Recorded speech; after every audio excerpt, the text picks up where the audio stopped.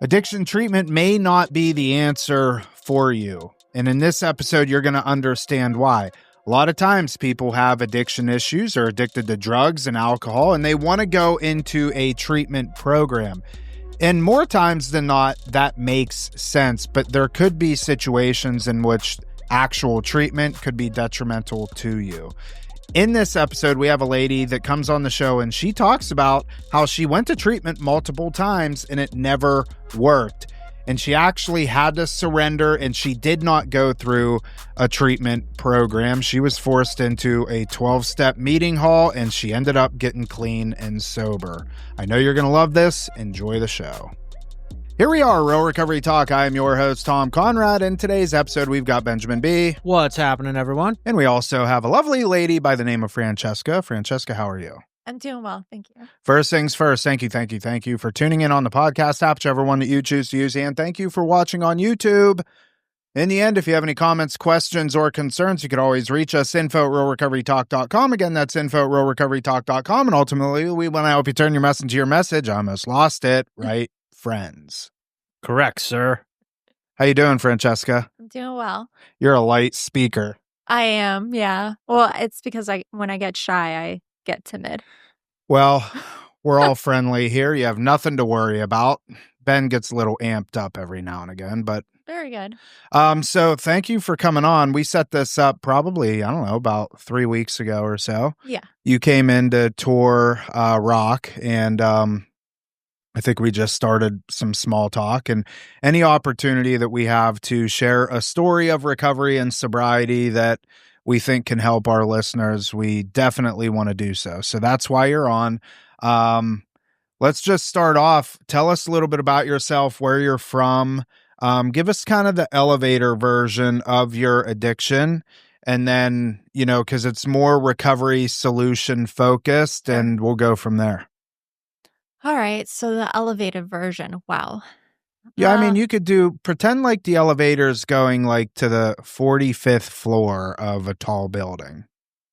And I'll cut you off when we need to. All right. So, I got into my addiction. I mean, my first drug of choice was really stealing when I was about 12 years old. Interesting. Okay. See, we're already going to pause. Stealing. Yeah. What did that do for you? It gave me a rush, for sure. A rush, getting away with it, excitement. What do they call that? Kleptomaniac or something? Yep. Maybe I shouldn't have started, but it was my first addiction. And then, of course, attention. What, do you remember the first thing you stole? Not the first thing that I stole, but I know that I was in middle school and it was the thing to do. All the kids were doing it, for sure. I remember, I have a funny story about stealing. I was at Walmart and I stole a Zippo lighter. I've shared this on the podcast. It's the only time I ever stole. Really? Yeah. And it was in Pennsylvania. And I remember I had to steal. Remember the starter jackets? Do you remember those? The pullover you can get your favorite football team, blah, blah, blah. Yeah. I had a Zippo lighter in one pocket and a double cheeseburger in the other one. And I stole the Zippo lighter, and in Walmart, they had like this secret shopper or whatever. They had me on camera, and then this secret shopper followed me out and told me to empty my pockets. So I pulled out a cheeseburger and handed it to him. Wow. And then he said, empty your other one, and there was the Zippo. And I was so scared because I thought my dad was going to kill me. And I don't even think he ever found out. But anyways, that's strange, dude, because I got a Walmart story with the Zippo, too. That's funny. Not surprising, but why don't you share it? Literal, same kind of thing. My buddy and I, we were, I think, freshmen in high school, just smoked a bowl, went into Walmart. Unbeknownst to me, he stole a Zippo. We're walking out the door, and they nabbed us, and the police showed up, the whole nine. Wow. Yeah, I couldn't believe it. Jupiter Walmart went all out on a Zippo. And I was panicking because I had weed in my pocket. Of course, yeah. And I was just the accomplice, if you will. I didn't even know he stole it until we were like confronted.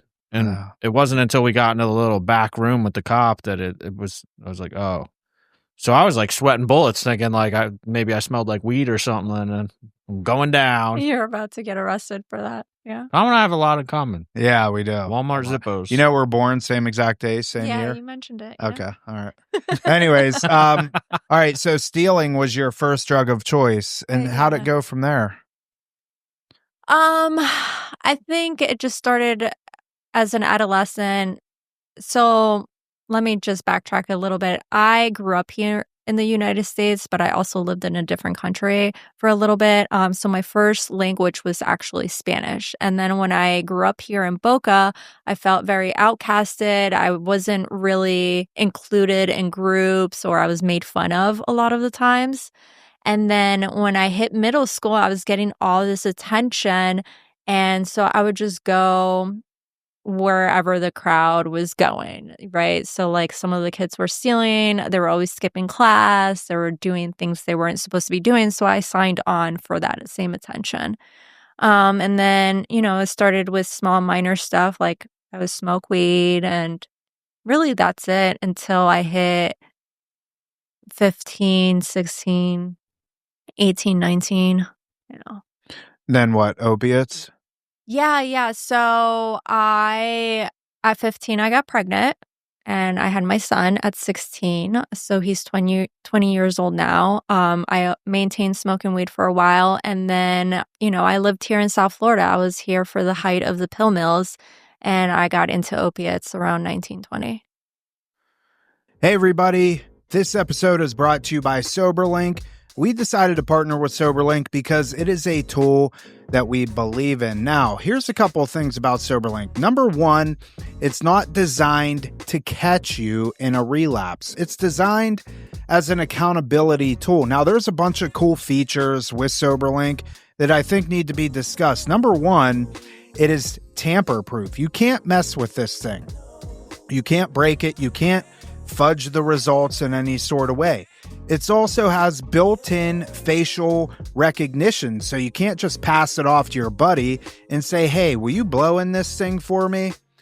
It has scheduled tests, so you can set it up. I want to be tested at 7 a.m., noon, and right before dinner. You could set it up to where your results get sent to an accountability partner. That could be your therapist. That could be one of your sober supports. You obviously will have influence on where the results are sent to. Again, SoberLink doesn't take the place of Alcoholics Anonymous.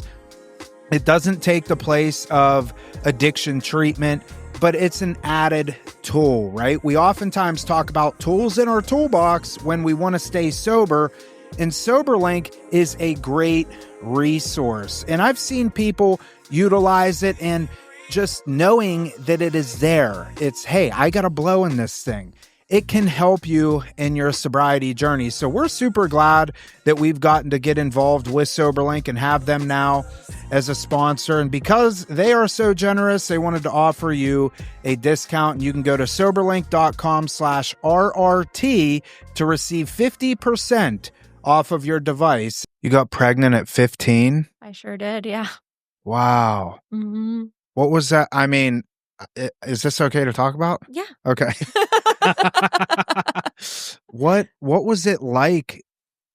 I've never had a conversation with somebody that was pregnant at 15. So Yeah. What was it like being pregnant at 15 years old? I mean, it was definitely wild. A lot of my friends were in high school, or they were doing, going to prom and homecoming. I had dropped out and I got a job and I worked full time and had my kid. Do you feel like getting pregnant so early made you grow up a lot quicker? Yeah, for sure. Yeah, it took a lot of responsibility, but a little bit about my background. My mom, it was normal in my culture, I guess, in my family. My mom, she was married young and had my older brother young. So it wasn't so much like my parents were upset or it wasn't out of the norm. It was pretty normal. And I was always very independent and responsible at such a young age. So it was an easy transition. I feel like the only thing that felt out of place was the fact that I was so young and my friends were doing different things that they weren't doing with me, Right. You were like missing out on some stuff. Yeah. Wow. So that all came to a head because by the time I'm 18, 19, 20, all my friends were getting into, going out, hanging out, lots of house parties, and then the pill mills started.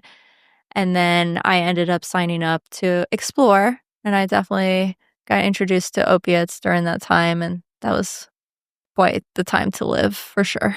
And how long were you on opiates for? Until I was about 23. Is that when you got clean? Yeah. Mhm. So What- go ahead. What year was that with the pill mills for you? Oh, she's gonna I don't know, make her my do s math. Yeah, I know, my son was born in 2005, so Oh yeah, that was the real height of it. yeah. Gotcha. Mhm. Yeah, because for me it started probably in like 2000 Yeah. when the pill mill thing took off. Yeah. Well, And the that- height of it, yeah, was right after my son was born. I mean, I did small things here, but I felt like I was a functioning person because I had a job and I was taking care of my kid, but, I would still go out, do my thing, did other drugs, but So your son's how old now? he's 20. He's 20. So you got clean when he was 7. Just about, yeah, he just turned 7. So take us through like what made you finally make that change? Okay. It's quite the story. Basically, my last day using, I had robbed my father's wife at the time, and she didn't know, but my dad was going off to go get married, and I had just actually got out of jail, and I convinced him to let me live with him, that I was gonna be in the straight and narrow, but I was, like, super sick. So, when he left to go to Hawaii to get married, I justified that he was abandoning me. So I justified me breaking into his room and going through his stuff to see what I can, pawn off, get money for or whatever. And what I found was actually his wife at the time, she was Japanese, so she had all this Japanese money. And of course, what am I going to do with it? But I figured it out. I went to the currency exchange in the airport, and I exchanged for US dollars, and I had to convince a friend of mine to take me to buy drugs, but I had to hide in the trunk because the only person that had pills at that time, I had robbed him, so he wouldn't sell to me. This is Kind of a fantastic. badass. So I had to hide in the trunk, and I had to convince my friend that I would get him high if he would just take us there to buy pills, and I would just hide in the trunk or whatever. So we did that, and when I got back to my house, I just remembered no matter how much drugs I used, I was still left with myself. Before, like when you would get high, like everything will kind of just numb away, and you're just like, okay, this is worth it. This is worth all the headache. But that night, it wasn't going away. And I had that moment, like I felt complete heartbreak because the one thing I can rely on was drugs, and I couldn't rely on it that night. And I just remember thinking to myself, like, the drugs are no longer working. What am I going to do? And in that same thought, my brain just goes like, well, you might as well kill yourself. And within that same thought as well, I just had a moment of clarity, or a vision really, where my son grew up as an adult and he turned into addiction because I committed suicide, which scared the shit out of me. And I just decided to surrender. I knew a couple people just from going in and out of jail and in and out of treatment that ended up staying in the rooms, and I reached out and I got clean in the rooms, and I just kept going to the rooms. So you never went to treatment? I mean, I've been to treatment, but I was such a problematic person that I always got kicked out or banned from going, or I would get court ordered, and I just was never successful in treatment. So this time was definitely going into the rooms. So yeah, this time around, I got clean in the rooms. So funny. You seem so sweet. I know. Dude. There's so much that comes out. I know, yes. I mean, it's a direct representation of, we've done hundreds of interviews, and some people you're like, yeah, I could see that, Yeah. you know, but not you. Not you. It's a lot of work. Yeah. Believe me. But she's in there. That's why I stay pretty vigilant in the work that I do. So you have 13 years clean. Yes. Take us through that first year. What was that like? Like, what were the changes that you had to make Yeah. for yourself? Can I ask a quick question? Sure. So you detoxed yourself essentially? Yeah, I did. What was that like? Hell. Coming off of what? Like Roxy's? Opiates, yeah, blues, Xanax. Oh, dude. Yikes. And then because I was on probation, I smoked spice for a very long time. Oh, no. That's why you were so crazy. Tom. I mean that in the nicest way. I understand. I mean, I couldn't smoke weed, and I was on papers for the longest time for so many years, and the only thing I can get away with is smoking spice, so I did. When you say you were on papers like probation and just under the thumb of the court system? Yes, from 18 to 20, well, longer than 23 because I was on 2 years probation once I got into recovery. Is that for stealing? Yes. So you would steal stuff to just maintain your addiction? Yeah, for sure. For sure.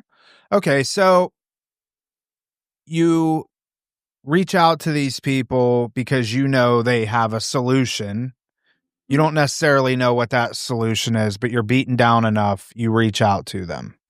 Yeah, I just asked, where do I go? Somebody suggested that I go to meetings. Some of the people that I reached out to were also people I used with, so they kept their distance from me for sure, but they recommended meetings, and I just kept showing up.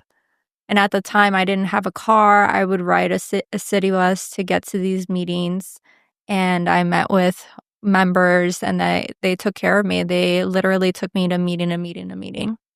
You are a gangster.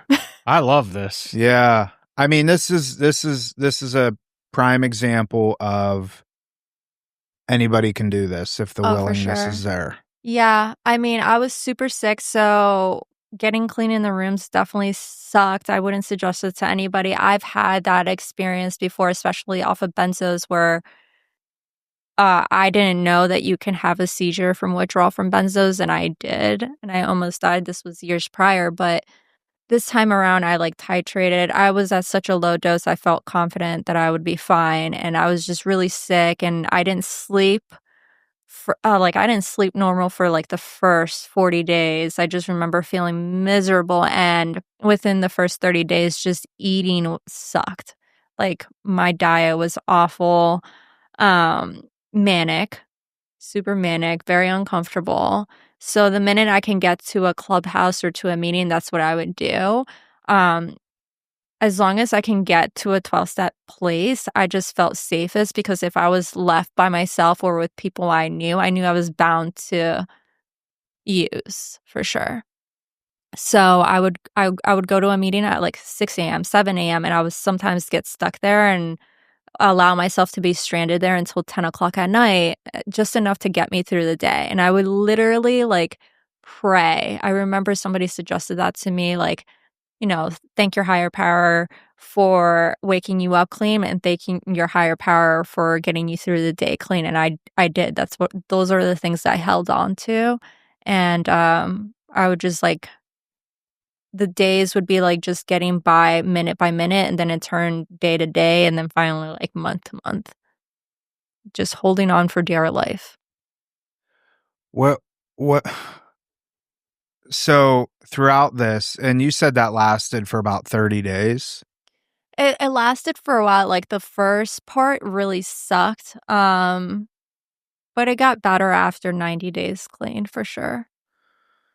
But I just remember, oh my God, I remember I had a job interview at Prada actually, and I could not do it. All she wanted me to do was update my resume. I pretty much had the job. And I couldn't, because I felt so manic and I couldn't update it. And I just, it was crazy. I had to call her and tell her I'm sorry, I can't do this, because I can only imagine functioning at a high stress work environment, I wasn't going to be able to do it. That just goes to show the difference between like day 1 and day 90. Like it takes that long Mm-hmm. to start feeling okay for people that think they're going to do like 30 days of treatment or feel better after 30 days. It's Right. a road. Well, yeah, and I didn't have any medication to Mhm. stabilize either. Like I didn't meet with a psychiatrist or I didn't have any comfort meds whatsoever. What do you think in that first 90 days? You said I held on. I just held on for dear life. What were you holding on to? Originally, it started off with my son, right? He was my stepping stone, and I've tried using him before and it wasn't successful, but just that vision of him potentially becoming an addict scared the shit out of me because I genuinely wouldn't wish addiction to my worst enemy. Um, but eventually, life and its triggers, I've had those moments where I did want to use and I had to surrender again and really do this for myself. And it's funny because I convinced myself, and that's how my disease works, right? Like, I have to make deals with my disease of addiction, and I kind of have to manipulate myself to get myself to the other side. So I made a deal that if I can get myself a year clean, then obviously, I'm not an addict and I can successfully use. And what happened is that I ended up working a program unintentionally. Like, I ended up meeting my first sponsor, and she was badass. At that time, she had 30 years in recovery, and she just got me working the steps right away. And the steps started working for me because by the time I got my year, I completely forgot that I made that reservation until I was picking up my 1-year medallion. And it literally, like a voice clicked in my head as I was picking up my 1-year medallion, like, oh, you can use now.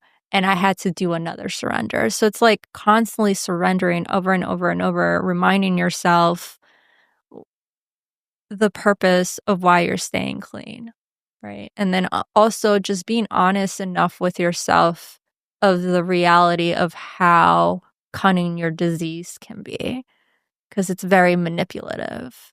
At least for me, it is. Yeah. And that's why I always try to address a lot of things very honestly. And so that's another thing. Like some people, if they accidentally take something from the store, they don't go back and pay for it. Me, I will, because my disease will hold on to that.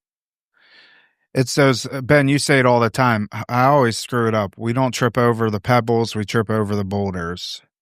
Or no, we trip Opposite. See? We don't trip over boulders, we trip over pebbles. Yeah. And I think that's what you're referring to. Mm-hmm. When I hear you say that, it's these little things. And when I lived in sober living, it didn't make any sense to me why we had to do the things that we did. Why do we got to make our bed every morning? Right. Why do we have to do the dishes? Right. Why do we have to do this? Why? And it's like, I remember, and even to this day, living in sober living for me, because I don't think you did. I have before, but not this time around now. Sober living for me instilled a lot of responsibility. Mm-hmm. It instilled a lot of just, I guess, responsibility is the best word to use. And when we look at relapse, we oftentimes, or at least I do, there's a pre-lapse, right? Where are we slipping prior to actually picking up? Yeah. And if we analyze a relapse, for anybody out there that has relapsed before, you can probably, if you actually analyze it, you could see where things started going awry, well before. And which leads me into my next question. Looking at your situation that first year and living at these meetings and really surrounding yourself, having the sponsor that had 30 years clean, how important was that to kind of stay surrounded by those types of people? really important. My sponsor at the time tried to convince me to hang out with people young in recovery too as well, because she felt like I needed to be amongst my peers. But the reality is that I knew myself enough that I kind of conform to whatever is going on in my surroundings, right? So I just didn't want to fall short, and I just hung out with the old timers. So anybody that had a lot of time, and that was involved in the program in regards to like service, working steps, having a strong sponsorship family. And if anybody was amongst my age, they had to have that same reflection that they were doing the same thing. I couldn't hang out with anybody. Not that I couldn't, I chose not to, because I would get distracted and I would forget. And my goal at the time was to get custody back of my son too as well, because he wasn't with me. And so I just stuck with it. Like, I had to stick with what was true reality and not kind of get lost in the sauce. Because in the beginning it's a lot of fun, especially when you're amongst your peers, you're hanging out late, you're going out late. Um, you know, like hanging out at the hookah bar or at the pool hall and Yeah. Yeah. at the halfway houses, talk about distraction after distraction. I had to really stay away from it because I would have ended up using again. So is it fair to say that you feel like treatment and sober living and all of that, not that it didn't do you good, but going through the process the way you went through the process of not going into treatment, not going back into sober living, hanging around old timers because you knew if you hung around young people, you'd get distracted. It sounds like this was kind of the way that this needed to happen. Like you For had me. the treatment experiences and the sober living Yeah. and you couldn't cut it. No, because I got distracted. I would just do whatever anybody else was doing. Like if I went to treatment and there was a group, like I said, I also got off on attention. So like if there's a group misbehaving, not following the rules, guess what I'm doing? Misbehaving and not following the rules, Yeah. just because that's the attention I got from whatever population I was surrounded with. But I also received like a lot of, I guess, treatment when I would go in and out of jail, because I would always go to the drug unit. So there was some level of programming in there. And then, H&I would come in. And actually, one of the first people I heard speak in H&I that came into the jail, she's my sponsee sister today. She has 20 years of recovery. So it's like, how cool is that, H&I is? Hospitals and institutions. So it's because there's people listening that don't know. Yeah, that's right. It's basically when they bring meetings into jails or into hospitals or institutions, I guess. Treatment centers. Yeah. Treatment centers, stuff like that. Yeah, what I get out of this is that you never know when somebody's going to get it, so to speak, because our stories are similar in the respect that, like, this is the only time I didn't go to treatment. I detoxed myself this time, and it's the only time I stayed sober. But I also got to give credit to kind of like what you're saying, all the exposure to it. I had been to treatment previously, been to the state-funded places. Like, I wouldn't have known that the world of recovery existed if it wasn't for those. Right. I wouldn't have known to have gone to the Oasis Club if I hadn't been previously exposed to it as a result. But yeah, this time, it's the only time I've ever stayed sober in my life. Right. But I didn't get to go to treatment or detox this last. I just had no resources at that point. But also hits home the point too that, like, I'll hear, for instance, somebody asking for help and they'll be like, I can't get sober because I don't have insurance. I'm like, well, that's absolutely not true. Right. Yeah, dude, exactly. like, you know where to go and what to do. And it's really going to suck and not be as easy as it was last time because those resources aren't there, but it's doable. Yeah. You just got to apply what you learned now. Right. Absolutely. I mean, oftentimes that's when there's a saying, the recovery starts when the insurance stops. Sometimes insurance companies enable people to stay in their addictions longer and longer. And then what do you know? You turn 26 or you get fired from your job, you lose your insurance, and now, you find yourself at a state-funded facility or living under a bridge, homeless, Right. and you still got to get clean. Yeah. You just squandered the opportunities that you had prior to. Yeah. But it didn't stop you. The way that I look at it, there was a saying that somebody shared with me that always stuck with me, is that the resistance to change causes pain. And that stuck out with me so much in early recovery because I knew what my journey looked like. And it was filled with so much pain because I was so resistant to following any level of recommendations or suggestions to just change. And so when I got into recovery and that stood out for me, like any suggestion somebody gave me, I took. I ran with it. So when they said work the steps, I did it. When they said get a home group, I did it. Get a sponsor, I did it. Even when my sponsor said like no relationships within the 6 months, I did it. Like I just followed whatever was recommended because I knew anything I did within my own will, I caused so much havoc. And clearly, I didn't do anything successfully when I was left to my own devices. Why not give somebody else the opportunity to properly guide me? Use somebody else's brain because mine ain't working. You know what I mean? Yeah. Yeah. There's a lot of wisdom in that because a lot of people have to get to that place. Yeah. Let me see if I can get the saying right. When the pain of staying the same becomes greater than the pain of change, will change. He butchers every saying. So this was like a big moment for Tom. This was a big moment. When the pain of staying the same Mhm. becomes greater than the pain of change, will change. Mm-hmm. Going into treatment, going into a 12-step meeting, going into your church, and just surrendering and being like, I can't do this anymore. I've Right. tried every which way. I've done it any way that I can come up with, and it just doesn't work. So 13 years clean. Let's get into go ahead. I wanted to touch on something that you brought up earlier. You mentioned you had lost custody of your son. Yeah. And then got it back. Same story here, but I just wanted to take a second to touch on it because we do end up with so many clients, so many situations.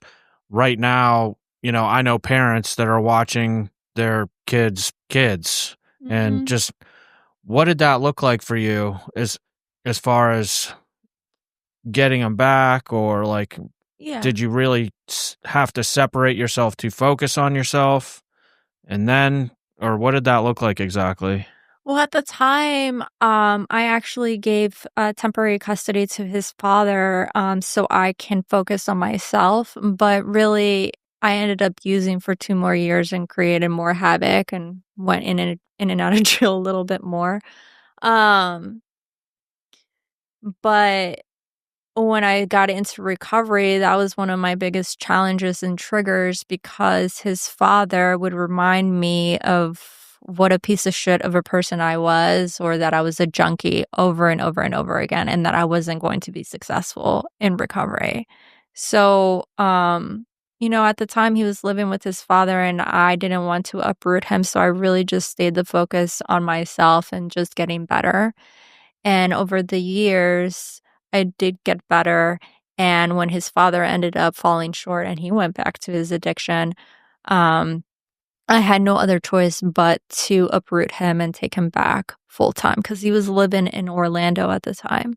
And I did what was necessary.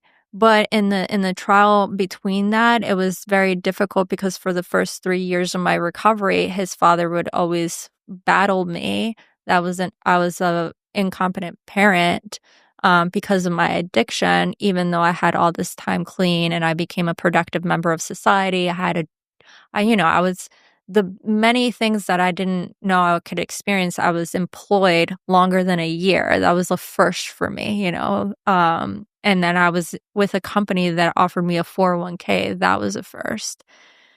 But despite all those things, those didn't matter. So getting custody back full time of my son was definitely very challenging because I was dealing with also another sick person. And I had to not personalize it and just keep the focus on me and show up the way that I'm supposed to show up, right? Suit up and show up. That's all that you can do. No, there's a line in the big book that says something along the lines of a man insists he can't stay sober unless he gets his family back. Mm-hmm. And essentially it just says that's nonsense. Mm-hmm. But like I'm glad we touched on this because the fact of the matter is like I hear that all the time. I got to get back to my kid. I got to get back to my kids. And the reality of the situation is like I always suggest like focus on what you need to focus on for you, and then then it'll be permanent and life changing for both you and your kid. Right. I had to remind myself, like, am I the best fit for my son right now? You know, and earlier on in recovery, I had to ask myself, like, am I even in the right state of mind, emotionally, mentally, and spiritually? Not as a cop out, but just enough. It gave me enough to really focus on myself and feel okay that I knew he was somewhere safe and he was being taken care of, and I had the space to focus on myself. And that's what I did. I didn't take that opportunity for granted. I definitely used it. I love that because what I'm hearing is like being unselfish and recognizing that you're not the best person for your kid right now. Yeah. And that, dude, that hurts the ego as a parent sure. big time. But that's like practicing a first step, right? Yeah. Honesty and self-honesty. That's powerful. We got to be selfish. I say it all the time. When we're getting clean and sober, it's the most selfish time of our lives. Nothing else matters. But at the same time, it could be argued that's unselfish. Right. You well, know that's what I saying? say. I say this is the most selfish time of your life. Take this time for yourself because in a short period of time, you're going to have to be selfless. It's going to be going back to being the person that you're supposed to be, you know, and actually wanting to be that person. So 13 years clean, you actually kind of work in the space now. You want to talk a little bit? What has your work experience been over the last 13 years? Yeah, so I originally wanted to get into fashion merchandising and went to school for it and everything. But like I mentioned before, I was on 2 years probation when I got into recovery, and I had quite the background, so nobody really wanted to hire me. I had no interest in working in treatment, but that's where I landed. A few places turned me down because of my background, and then one of my friends that I met through recovery, he knew I was looking for a job, and he asked me for my resume, and I told him no. You know, I wasn't interested in working in treatment, and he was just like, "Just send me your resume and hear them out." And I was like, "Okay, fine." And it ended up me working in admissions, and I was in admissions for about 7.5 years. And I was concerned that I wasn't going to do well, or just because like my story was that I got clean in the rooms, I didn't get clean in treatment. I didn't know how I was going to be able to sympathize or empathize with another person and get help. And also I was scared that I would get attached to the individual. But I realized I actually was really good at it because I am very compassionate and understanding based on my own background, and I'm able to use that when I'm listening to somebody else and their story. There's no judgment there, and I was able to provide good support. And that's why I did so well in admissions for so long. And it kind of just kept expanding from there. I never thought I would ever become a director, and I eventually evolved to a director of admissions to another program. Same thing, I just kept expanding. Now I do business development, and even though I'm still pretty involved in admissions to some degree, and I help families or the individual to receive services or to guide them to services, I do enjoy working with providers and getting a grasp of understanding what kind of resources are truly available for the ones that are suffering, that need either primary mental health or primary substance. So it's just evolved from there. I am passionate for what I do. I'm passionate about helping people and doing things authentically or coming from the heart. I don't believe in doing things that doesn't really align with you as your character or what you're passionate about, because eventually you get resentful and that kind of just seeps into whatever you do. So I just kind of keep it on myself. Yeah. I'll say this because a lot of people look this over, and I bring it up when it comes up, that what I just heard in a nutshell is that you are providing opportunity as a result of being involved in a 12-step program. And people don't realize, man, they get focused like, I need to go find a job. No, go get yourself in that 12-step program. And it's the weirdest thing how doors just open. Yeah. You didn't even have an interest in doing this. And how long you been doing it for now? 12 years. 12 years. Like, that's wild. Yeah. It turned into a career. Yeah, I just followed wherever I was led, and but in the most positive way, right? Like I mentioned before, in the past, in my addiction, I would be led by the disease, but once I turned into recovery, everything just turned into that avenue. So where is it that you work today? I work for Mark Behavioral Health. And tell us a little bit about them. Yeah, so Mark Behavioral Health is it's a new program. It just opened a little over 5 months ago, actually in March of this year. And the purpose for Mark Behavioral Health is to offer primary mental health residential services, and is to be a small, intimate program. So it's just a 14-bed facility, and is to really keep it patient-centered. Primary mental health. So I don't want to say no substance use, because a lot of them, but yeah, they kind of coincide, but like they can handle the severe mental health, schizoaffective, We're seeing a big rise in that. And we've talked about this on a number of podcasts. right. But anytime somebody says they need substance abuse treatment and their drug of choice is weed, and there's like no other substances, Yeah. I'm like, there's something behind this. Chances are it's actually a primary mental health case. Yeah, We've absolutely. gone in deep depth with that. But the mental health scene is really taken off, to be honest with you. I think it's like a new phenomenon I've seen it change in the last 2 years, probably significantly, where there does seem to be way more resources. Like, just something's catching on where mental health is getting a lot more attention than it was. Yeah. I think I started noticing that, especially during COVID. It became such a rise. And it just keeps climbing for sure. Yeah. And I've been over there to Mark. Destiny and I went over there. I will say this. I loved it. And I don't say that lightly. I'm going to be very straightforward. When it comes to mental health, I've always had this thing where I'm like, dude, there are no good mental health places out there. And there's been a few popping up lately where like I've gone in and I've actually been impressed. There's some, in my opinion, some really terrible ones. And that was kind of like the standard forever, because we've been in the field, 12 years now? Almost 13 years. And like, to me, people would be like, oh, do you know a good primary mental health facility? I'm like, no. I'll find you a mental health facility. Is it going to be good? Probably not. So keep your expectations low. Not to say that they were all bad, but but I will say that like I was quite impressed with what I saw. The small intimate thing, like it's in Lantana Beach, which that's like my stomping ground. That's where I surf nowadays. But it's that little down by the intercoastal.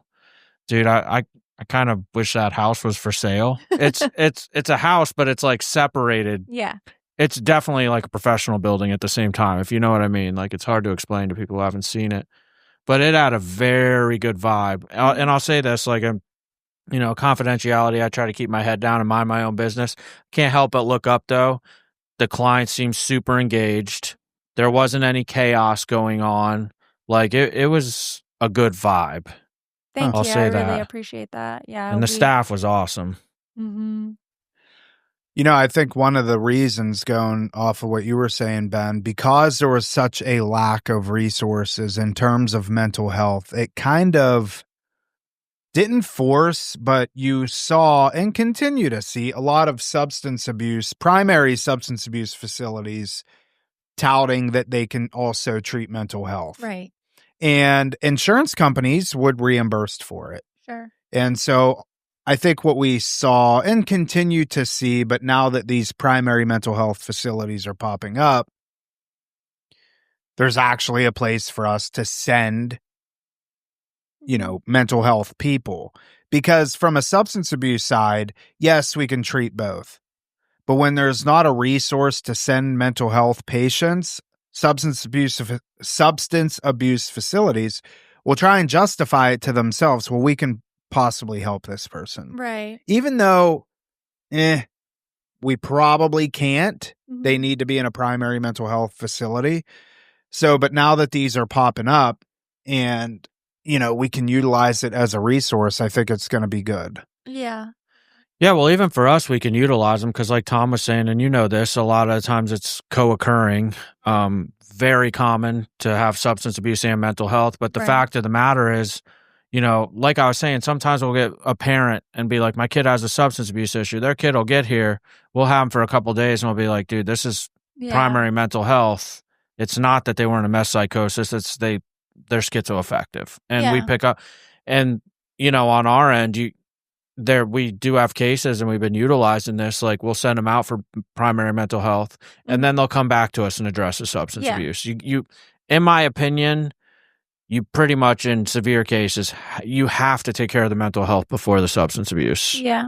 Sometimes it's just understanding what is showing primary, because depending on the substance of choice of what they're using, the substance may show that it's primary, but once that's stable, then it turns into mental health as primary. So, it is a flux, but it's good to know that there are other providers that are becoming more aware of that, and they're utilizing the resources that are available instead of enforcing the client at least, to stay at a program that isn't going to really benefit for them. Yeah. Correct me if I'm wrong on this. You would probably know better than me. But, if I understood correctly, just from being in the industry, I hear about the mental health. I get the updates on what's going on with that side of it, so to speak. One of the challenges years ago was like insurance, for instance, would cover mental health, but they would give like a week. What I'm starting to see now is like insurance companies are authorizing long stays for mental health facilities. And I think that's part of the reason potentially that a lot of more mental health places are popping up, because just to call it what it is, now you can actually treat them, make enough money to keep your doors open, because patients are able to stay, 30, 45 days in a mental health residential. Yeah. Where before I heard, if you opened up a mental health place, you would get an authorization for a week and you couldn't fix the patient anyway. They couldn't stabilize. Yeah. So it's like, how are we supposed to do this in a week? And it didn't make sense to even open the place. Right. And you couldn't help people with that in that short period of time. So I think that maybe has played you know better than me. I don't know. For sure. I do believe that, because the length of stay is definitely approved for a longer length of stay in comparison. Because before, for primary substance, it used to be 30, 45 days. Now it's not even that for residential services. But for primary mental health, I mean, when we originally opened, we thought our length of stay would be within 21 days, because that's what it, commonly was known back then. But no, they're authorizing longer care because it's a need. Yeah. So the length is going up to 45 days and sometimes more. Yeah, with mental health, you need that, because like, just to talk through it realistically, like if somebody comes in and they're not stable, they're having the symptoms of whatever the mental health is, you get them on the proper medications. Right. It takes 2 weeks for most medications to like be able for it to be therapeutic, oftentimes anywhere from 2 weeks to 30 days for it to actually have the therapeutic benefit out of it. Pull the mic a little closer to you. There you go. Thanks.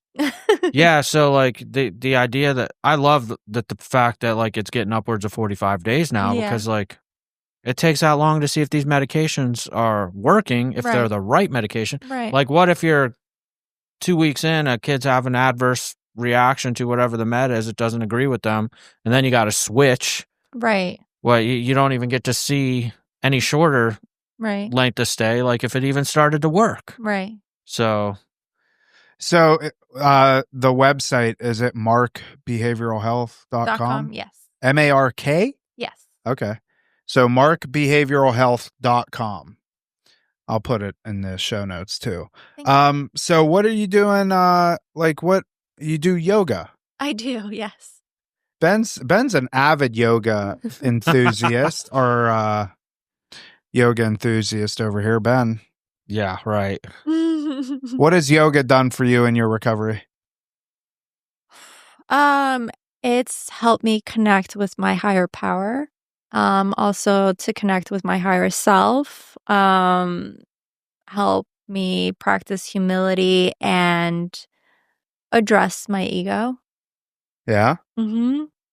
How often do you do yoga? It fluctuates.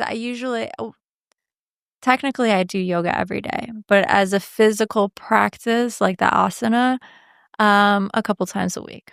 It used to be daily, but life gets busy. Yeah, life of life.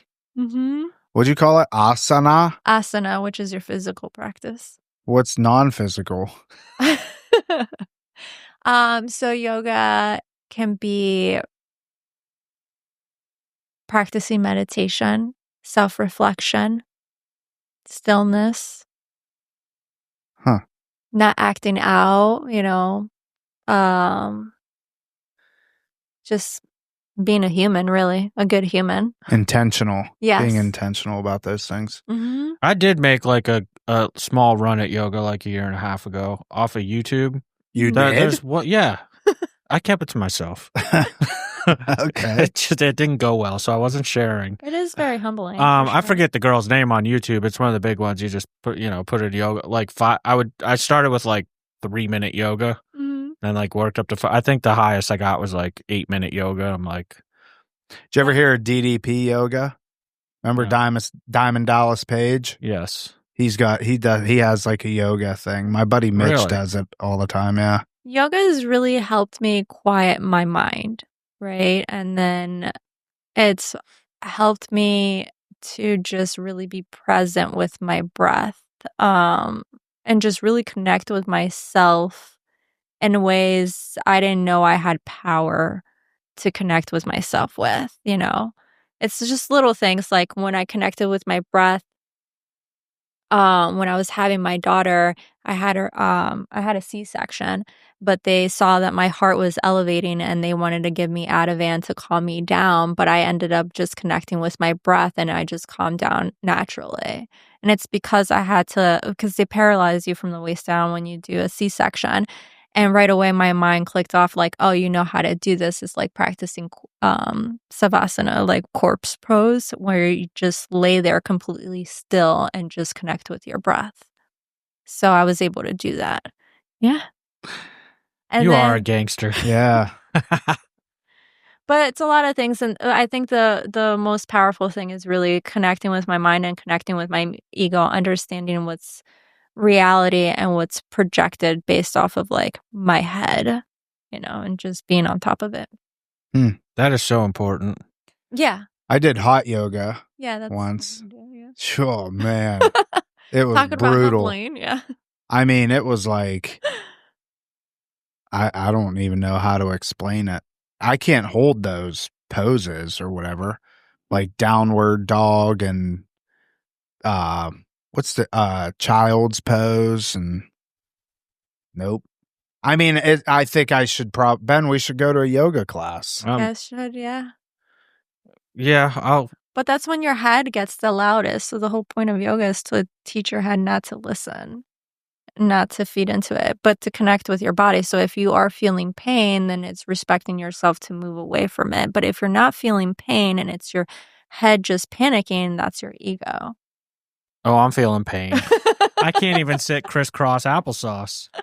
I can do that. That actually, I like doing that. Like sitting Indian style. I don't know I if know. we're Yeah, allowed to say that Destiny nowadays. takes a picture of you on the couch every time. He sits weird everywhere he goes. Yeah. We could put it up here on the TV, Ben. Do some yoga. Some yoga? Yeah, I think that'd be good for us. We can connect. Yeah. Franchesca, it was awesome having you on. Trying to think if there's anything else I wanted to ask. Ben, any final thoughts? No, that was definitely interesting. Like I said, you're just like come off as so sweet, and then I'm like, but now I can like see it. Like I could totally see you like tearing up Walmart and Going and stealing all their stuff. I can see it. I can see it. I was a terror for sure. Mm-hmm. Awesome. Well, appreciate you coming on, an open invite whenever you want. And Thank you. markbehavioralhealth.com. Go check them out. Thank you for having me. You're welcome. All right. That is it for this episode of Real Recovery Talk. Thank you for tuning in. In the end, if you have any comments, questions, or concerns, you could always reach us. info@realrecoverytalk.com. Again, that's info@realrecoverytalk.com. And ultimately, we want to help you turn your mess into your message. That is it. We will see y'all later.